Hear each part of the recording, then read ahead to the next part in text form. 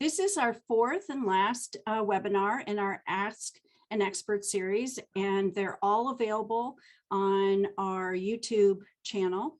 So if you would like to see this one again, or see the other three that have already come before us, which was one of them was on the impact of climate change on farming, opportunities to find farmland in Connecticut going into our Farmland program, and also the future of Connecticut food perspective from two dynamic female farmers, which was a really popular one. So as many of you know, I'm assuming you know a little bit about CFT and are interested in farmland and agriculture in Connecticut. CFT's mission is to preserve Connecticut's farmland for current and future generations. This past year, we protected 7 farms for a total of 410 acres. And this actually tied the record for the most number of farms that we protected in a year. And to give you an idea of how quickly our pace of conservation is increasing, that we've protected just in the past 3 years 17 farms, and that was up from 50 farms in the first 16 years of CFT. So quite exponential growth in terms of protecting more farms, which is quite exciting. So far in our 20 years, this is our 20th anniversary, we've protected over 5,100 acres of farmland across the state. We've protected land in all 8 counties. And we've really covered the breadth of agriculture, everywhere from vegetable operations, bedding plants, and a really good dairy cheese operation, a goat cheese operation, Christmas trees. I'm sure I'm missing some, but quite a variety. And this particular map shows you the light green dots are the farms that we had protected up until 2020, and the blue stars are farms that were protected in 2021. And one of the things we're most excited about, and I can't help but mention, is that we protected our second farm in Fairfield County. Fairfield, as many of you know, is densely populated, has the most expensive land values in the state and actually in the country. And as a result, there's not a lot of farmland left. And so let me see when it was like Thanksgiving, the Wednesday before Thanksgiving of 2020, we protected our first farm in Fairfield County, which was in Newtown. And this past year, just 9 months later, we protected an orchard in Easton, which I will talk about in a couple of minutes. So next slide.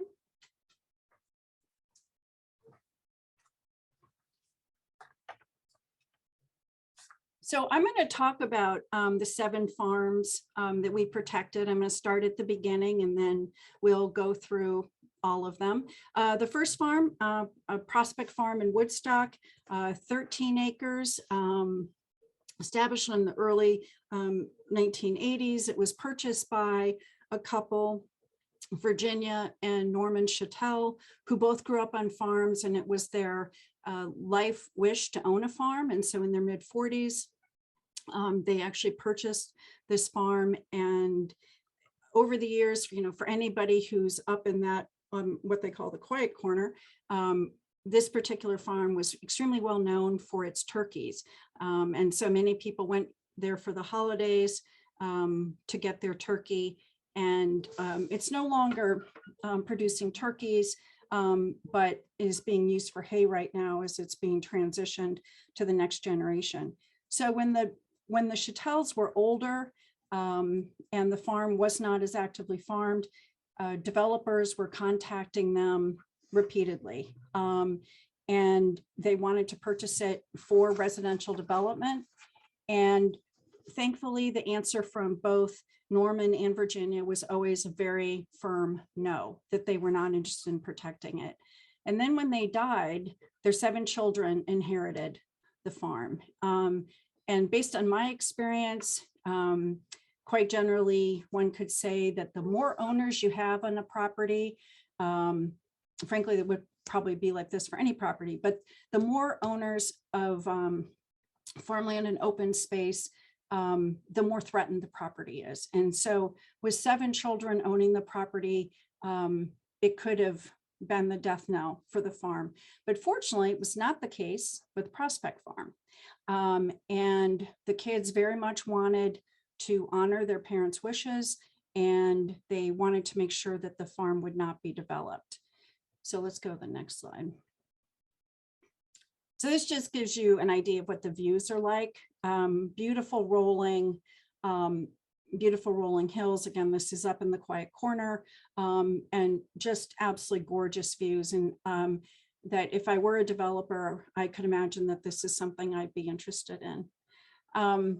So the Chattel children spoke to a regional land trust. At that point, they didn't know about Connecticut Farmland Trust, and they wanted to retain, the Chattel children wanted to retain the land. They wanted to donate a conservation easement. And in this case, the regional land trust was interested in owning the land, and they were not interested in holding a conservation easement. And the Chattel family wanted to keep it in the family. So they were actually referred to Connecticut Farmland Trust. Very lucky for them and lucky for us. And the children all agreed, all 7 of them, and they chose to donate a conservation easement to CFT in memory of their parents. Next slide.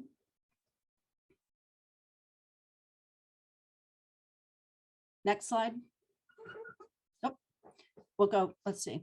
Let's go back to the people. So these are some of the Chattel children. The adults are 5 of the children. And then the cutie wearing the purple fleece, which I think is her grandmother's fleece, it would be the 4th generation. So it was very exciting that last summer, a niece who happens to be a nurse, she and her partner moved back to Connecticut from Colorado. They are now the 3rd generation farming the land, and they plan to continue to hay the fields, but also to grow organic vegetables and possibly livestock in the future. So it's extremely exciting to see it, one, stay in the family. I have a strong emotional tie to family land, and it was nice to see in this case that it would stay in the family, but also that a family member would come back and be able to farm it. So next slide. One of the things that we do when we have a farm that is protected at the closing, when the legal documents are signed, we have a celebration at the farm with the landowners. And in 2020, there were no live celebrations, which was very sad. And this was our first last May. So it would have been 14 months since we had actually had a live closing celebration. And we always have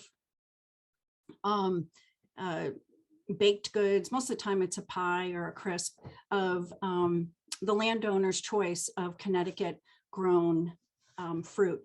In this case, it was blueberries.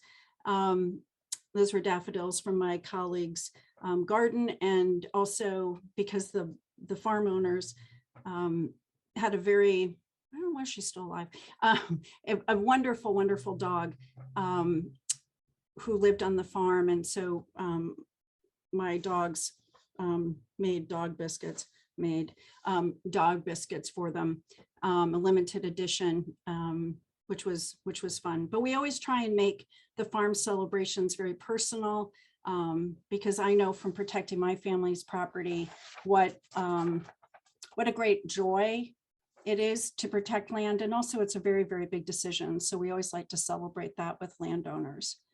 Okay, next slide.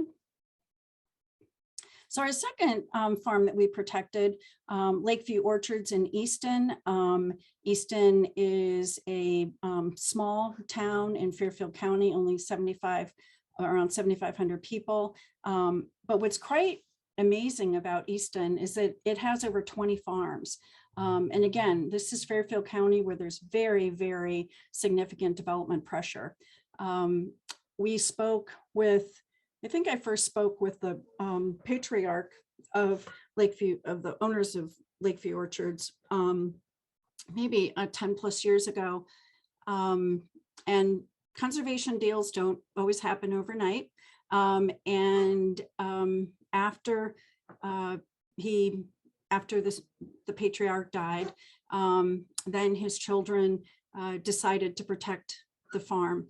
And so it's 37 acres because the land is very, very expensive. It was a collaboration between local, state, and federal government and CFT. It takes a lot of parties to come together, as we say, to take a slice of the pie to make a purchase like this possible. But what we're hoping is that this is going to be the first of many farms that we protect in Easton, because there's a great, I think there's great potential to do more farmland preservation there. And that's my hope for the future. Next. This is Oak Ridge Dairy in Ellington. And you might wonder why it says 3, because, very good question. This farm is actually the largest dairy farm in Connecticut by its production of milk. And so not by number of cows or not by number of acres, but actually in its production of milk. It's a huge operation. And because of the size, it's being protected in smaller pieces. This particular portion that was protected, Farm 3, is 52 acres. One portion has already been preserved by the Department of Agriculture by itself without Connecticut Farmland Trust. And there are another 3 parcels that are in the works. And one of the reasons that farms like Oak Ridge, very large farms, are protected in smaller pieces is because as agriculture evolves, there may not always be a desire for really large properties. A 700-acre dairy farm might become a white elephant in the future. So more and more farms are being protected in smaller parcels. So as agriculture changes, that there would still be farmers that would be interested in smaller parcels. And it could also be that somebody, which wouldn't be uncommon, that somebody could buy a number of these smaller parcels to put together a larger farm. And anybody who has flown in and out of Bradley Airport has seen the, if you've done it recently, you've seen exquisite tobacco land and tobacco sheds that have been replaced by, I think the most recent one has been an Amazon warehouse. And what's especially devastating about that is that it's not only the loss of farmland, but it's also some of the very best farmland in the country. That's Connecticut River Valley soils, and you'll see it up around Hartford, extending over to Ellington, and then again across the river into Simsbury, Granby.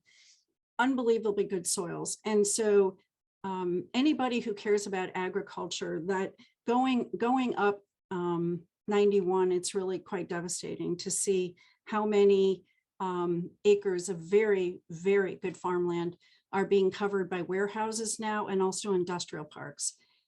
But the piece that always sticks out in my mind is the piece that you drive by when you're on your way to Bradley Airport. So, all right, let's see, next one. All right, this is Hillside Farm. Believe it or not, that's a color photograph. That was, it was really hard to find a good photograph of that property. The Hillside Farm in Washington, established around 1900, had been in the same family for over 120 years. Tragically, well, maybe not tragically, but this one had ended up also with a number of landowners. A number was cousins, and fortunately, they all agreed that they wanted to sell it for protection. It was purchased by the local land trust, Steep Rock Association. Steep Rock now owns the land, and Connecticut Farmland Trust holds the conservation easement. The land is leased to Logue Farm in Woodbury. Anybody who's from that neck of the woods knows that that's a popular dairy in that neck of the woods. And it's wonderful that it's permanently protected, and the Logue Farm will be able to have a long-term lease on the property. And what's interesting about this property is that it represents something that Connecticut Farmland Trust does a fair bit, in that in conservation, you can't both own the land and hold the conservation easement, because you wouldn't be able, land trust, government agency, wouldn't be able to enforce the easement against itself. So they always have to be, it's like separation of church and state. They always have to be held by different entities. And so when the land trust purchased this property, they wouldn't be able to hold the conservation easement on it. So that was the reason that the easement was given to Connecticut Farmland Trust, and we will hold it and steward it in perpetuity. And we have played this role with Steep Rock Association, again, the local land trust. This was our second. We've also done it twice with Southbury Land Trust. And then we've also done it with 2 other land trusts. So it's an important role that we're able to play, because it enables local land trusts to protect and own farmland, and then have it, and then have an outside entity, Connecticut Farmland Trust, hold the conservation easement, which is what makes the whole project possible. All right, next. We all love charismatic animals. We always love pictures of cows. This is Gallup Farm 1 in Voluntown. Again, why is it 1? Because there are actually 4 phases of this 500-acre farm. We protected one in 2020.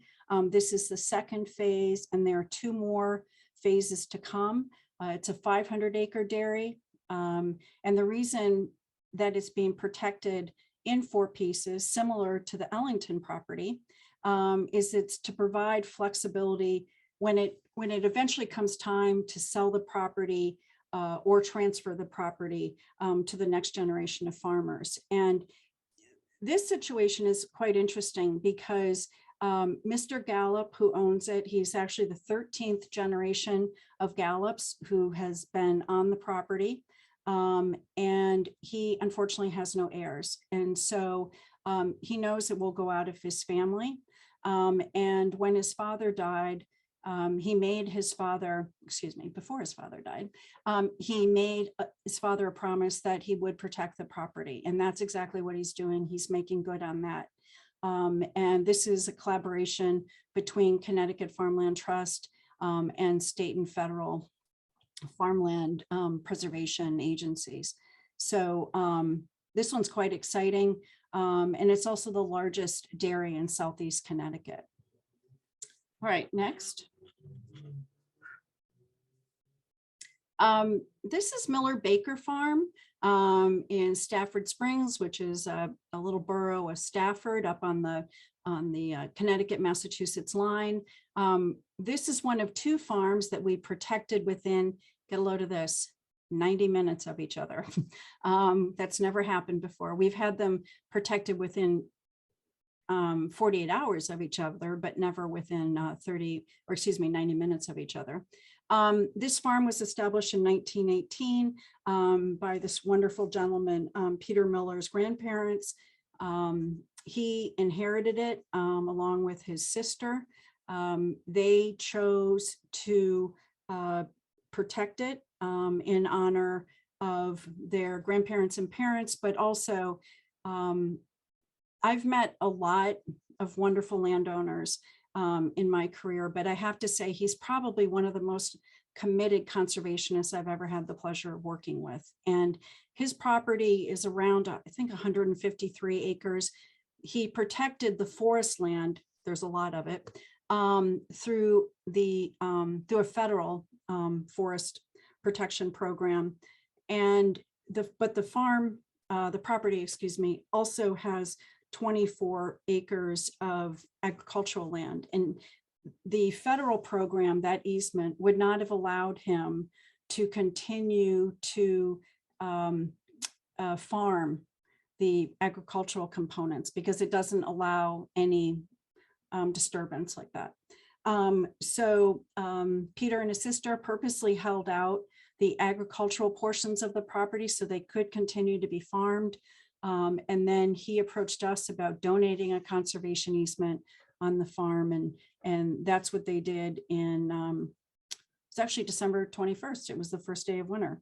And the portions of the property that you see behind him are leased to two organic vegetable operations. Both operations are run by women that have their main farm elsewhere, and this is supplemental land. And you can definitely see that it's organic by all the weeds that you can see. It's a wonderful, wonderful property, and really, really wonderful landowners. All right, next.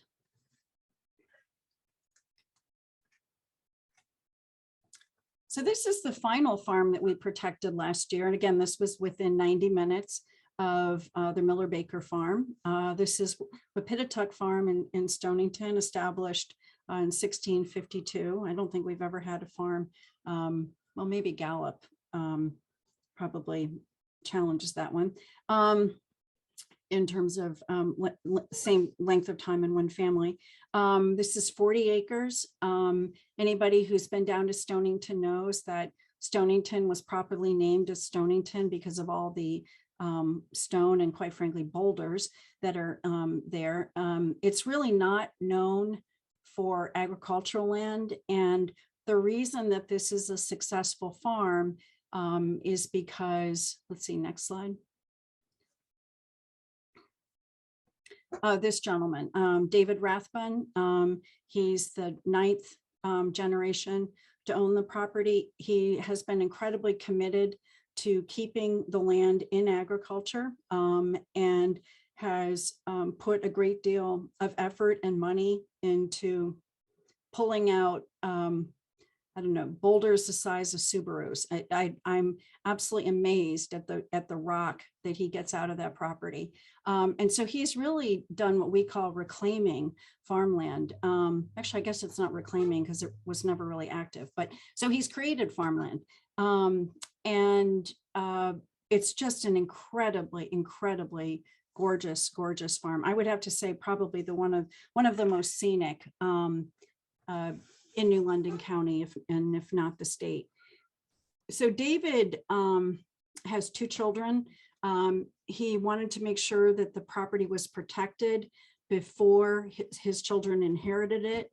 I always say to people who have kids and they have land that you will do your children a big favor in taking the decision away from them about whether they can develop it, because then they never have to worry about it.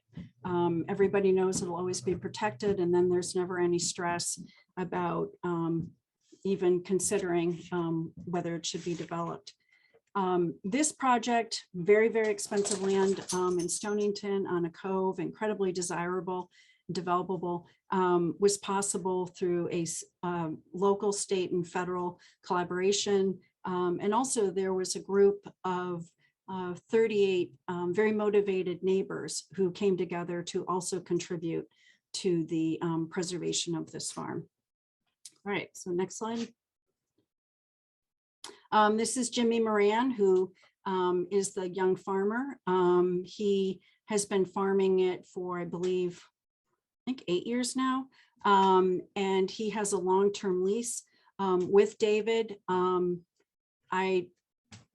know that Jimmy said to me once 50 years, whether or not that was a joke, but it is an incredibly long lease. And length of leases, that's a very, very critical issue for farmers, as you can imagine. If you have a year-to-year lease, that are you going to make investments in improving the farm if you don't even know you're going to have the property next year? So long-term leases are absolutely critical for beginning farmers, but also, quite frankly, for the continuation of agriculture in Connecticut. So David has been wonderful with Jimmy. And as I said, he has a very long-term lease. And if you probably can't see it, you have to look really closely, but he is wearing a Connecticut Farmland Trust hat. And I made sure I got him another one because that one had really taken a beating. But he's probably worn through that one at this point because he's out there so much. But so Jimmy has a very successful vegetable operation. He also has flowers. You saw David in the greenhouse. They also sell a gangbuster of eggs. When I'm out there, I never can get any unless I ask David and Jimmy to set them aside. They also have limited meat that they sell. Again, they're wildly successful, very, very popular. Next slide. And this is the farm stand. And so you can see why I say it's one of the most scenic farms in Connecticut. All right, next. So those are the farms that we protected, but I also wanted to talk about some of our other initiatives and programs. One of the programs that we manage is Connecticut Farm Link, which I refer to as Match.com for farmers and land. Basically, farmers, who, in most cases, they're beginning farmers who are looking to purchase or lease their first farm or maybe their second farm, can list on this website what they're looking for, where they're looking for it. And then also landowners or farm owners who are looking to sell or lease land can also list there. And then they can make matches from there. And we had 6 protected farms last year, which was very, very exciting. Or not 6 protected farms, but we had 6 matches last year. These are the ones we know about. Sometimes we don't know about them for a bit. We also protect, excuse me, I keep having protected in my mind. We also served 450 farmers through the program, through not only through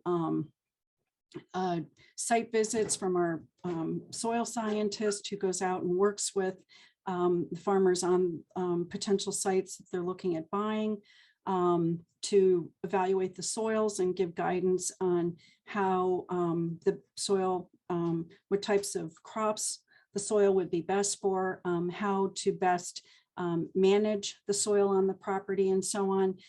We also have really beefed up our website. We have a lot of resources on there, including now YouTube videos, thanks to my colleague Maddie, who I think is here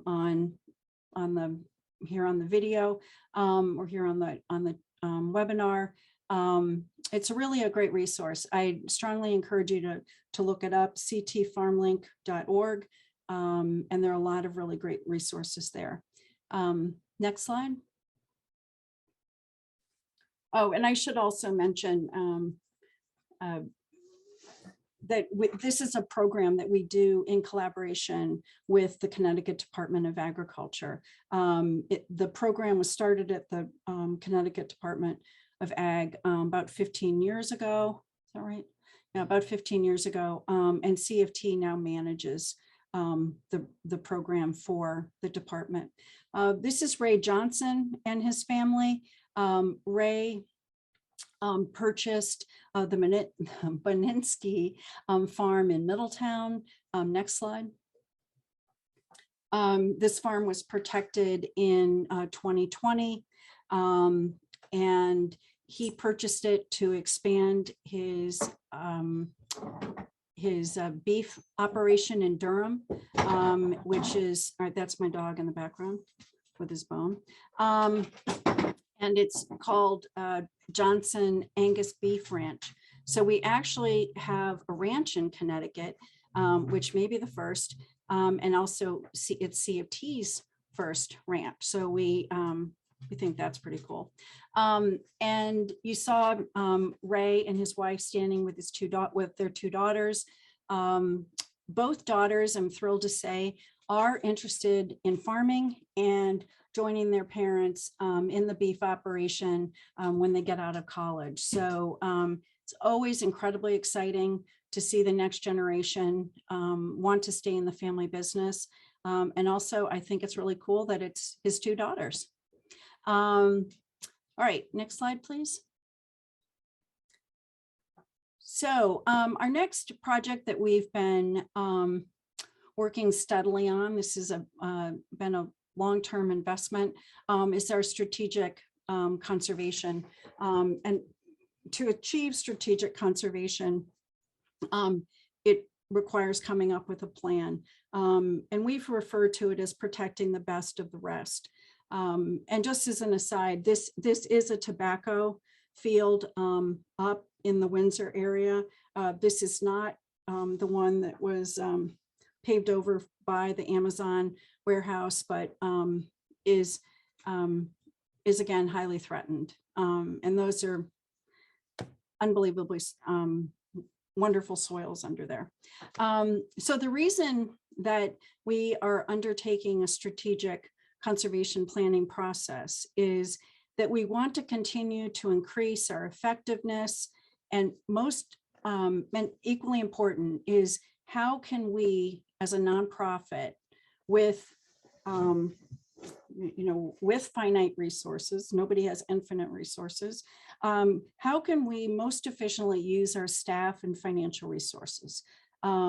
And again, we're looking at how can we protect the best of the rest. So our final plan, which we expect to be released and published this fall, will help direct our efforts to the highest priority farmland in the state. It's going to help us in identifying, prioritizing, actually pursuing, and then ultimately protecting. Next slide. And the reason that we do this is for the next generation, to make sure that there is high quality, active farmland available for future generations. And again, that is CFT's mission, to protect Connecticut farmland for future generations, current and future generations. And these are actually the granddaughters of the owners of a farm in Newtown that we protected in 2020. And what's quite wonderful, they're very small. They're, I think, 2 and 4, but they say that they're very interested in becoming farmers. And again, it's wonderful to have women in farming. Next slide. Oh, I don't know where my, I had a soil slide, but I don't know what we're at. So, oh, there it is. Now it looks sort of pixelated. I think I blew it up too big. But so what are you looking at? It looks like chicken pox, but the dark soils, or excuse me, the darkest gold is where it's what we refer to as prime farmland.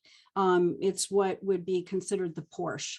It's the very, very best, and no surprise, you see it right around Hartford, and then right on down through the Connecticut River Valley. And as anyone knows from driving up 91, that's exactly where the greatest concentration of development pressure and also existing development is, which actually also tracks the 91 corridor. And then the lighter gold is what we call statewide important. I refer to that as a well-appointed Subaru. I drive a Subaru, so that's how I came up with that one. But this gives you an idea of where the best soils in Connecticut are, and gives you an idea of, when you look at a map, why you see protected farms sort of concentrated in certain areas. And to just, give us an idea of where, how far, how much Connecticut has changed in the past like 70 years, is it look at Fairfield County. And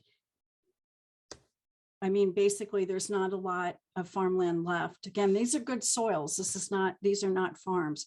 There's just not, unfortunately, a lot of farmland left in Fairfield County, which is why I really, really want to protect more in Easton, and also Shelton, Monroe, Newtown.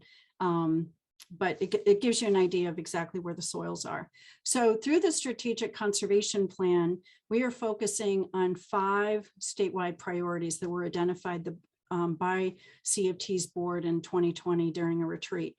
Prime agricultural soils,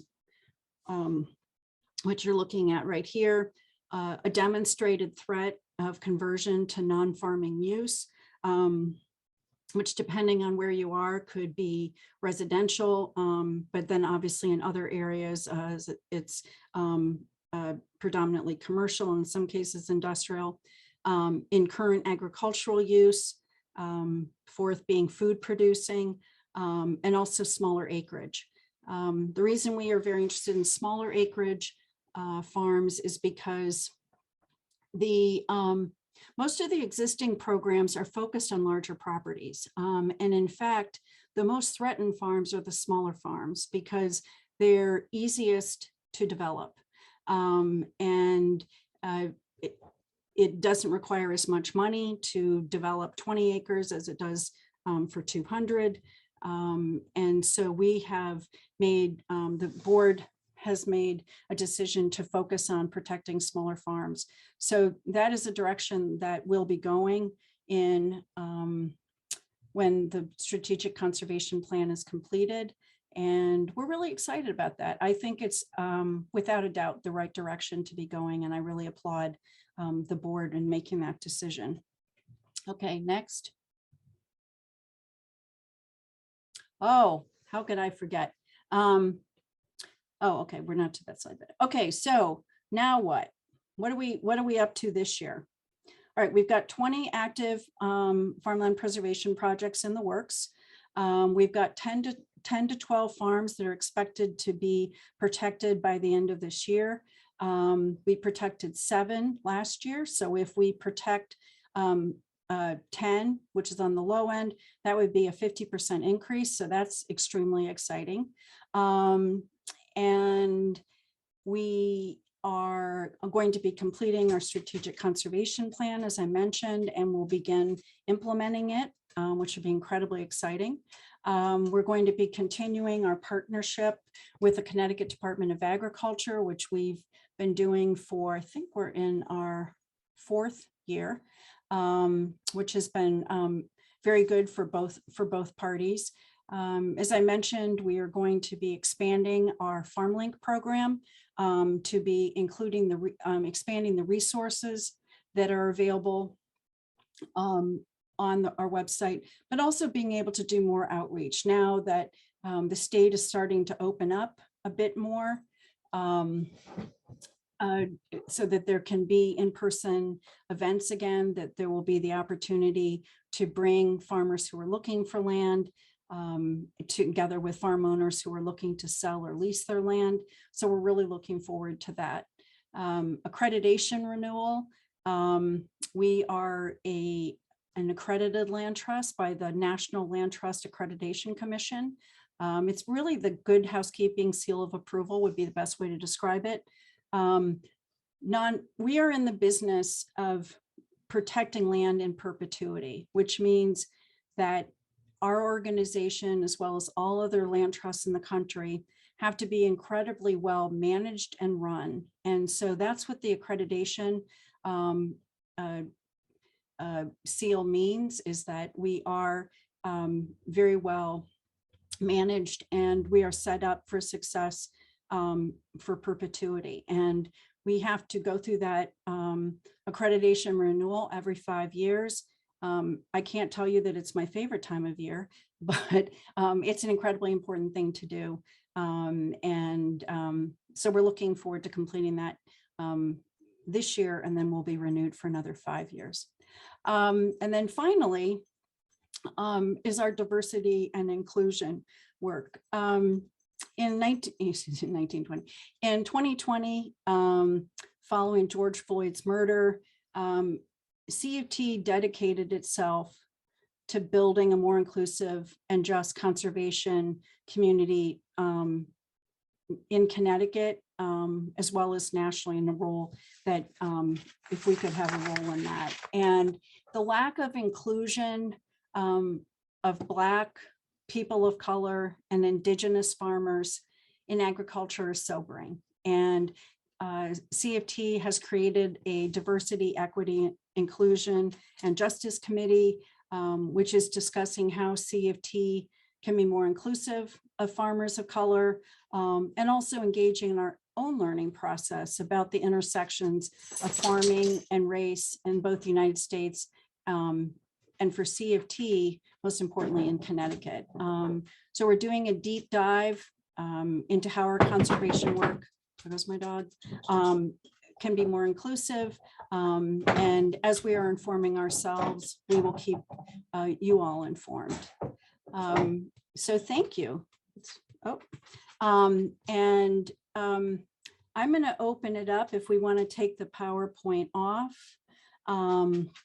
And we'll open it up for questions. If anybody has any questions, nothing's off limits.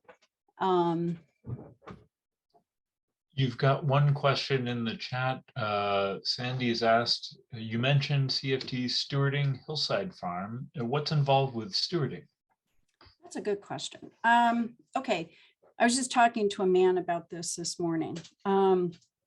He's interested in protecting his family's property in Jewett City in Griswold. And what stewarding a property means is that when a conservation easement is put on a property, filed in the land records, it's perpetual document, but it's also a perpetual obligation to the easement holder. In our case, that's Connecticut Farmland Trust. So whatever restrictions are put on the land in this conservation easement, it's Connecticut Farmland Trust responsibility and duty to make sure that those restrictions are upheld. And so what we mean by stewardship is going out to the property once a year, or we tend to do it in the fall. We also will go out at any time that a landowner wants to meet with us, but it's to make sure that the terms of the conservation easement are being upheld. That is even more than protecting land. People think this is backwards, but even more than protecting more land is stewarding what we have already protected. And again, we have a legal obligation to do that. And as I was telling this very nice gentleman this morning, that we will go to court if necessary to uphold the terms of the conservation easement. We do have a stewardship fund, which is what we refer to as a legal defense fund. We have not had to go to court yet. Nobody wants to go to court, but we will do so if we have to. We were close at one point, but we were able to reach an agreement with the new landowners before it got to that point. They were interested in building a house on the property. They had the right to build a house on the property, but we had approval over where it could be built. And where they wanted to build it was in the middle of the best field. And we said, no, please pick another location. They were set on wanting to build it there. And that's how we almost ended up in court. So the stewardship is a really, really key part of our work. As farmland, as there's less and less farmland to protect, which is going to happen over time, that the majority of our work then will be stewardship. And you can actually see that in some land trusts along the coast, for example, that are densely populated and have very little land left to preserve. They basically are now doing nothing but stewardship. They're not doing any acquisition anymore because there's no more land to protect. Unfortunately, we're not in that boat. We still have lots of land to protect in Connecticut. We're a long way off from not having any land left to protect. So any other questions? I'm glad to see my brother's not on here because he was going to get on here and throw me some curveballs. I told him we wouldn't call on anybody with the last name Moore. So any other questions? All right, well, thank you very much for joining us. Thank you for your interest in Connecticut Farmland Trust. Thank you very much for your support of Connecticut agriculture. Please buy local. Please support and thank your local farmer.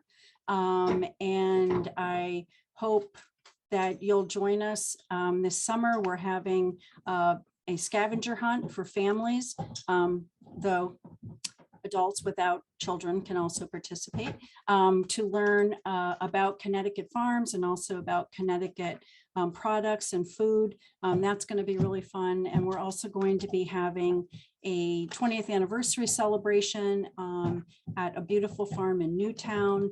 We're going to have a pizza truck. We're going to have a bluegrass band. It's going to be a great time. So hope you can join us for that. Watch for emails. It'll be on social media. And I think it'll be a lot of fun. So thank you so much for joining us, spending your Tuesday night with us. And we hope to see you soon at an event or maybe another webinar. Thank you.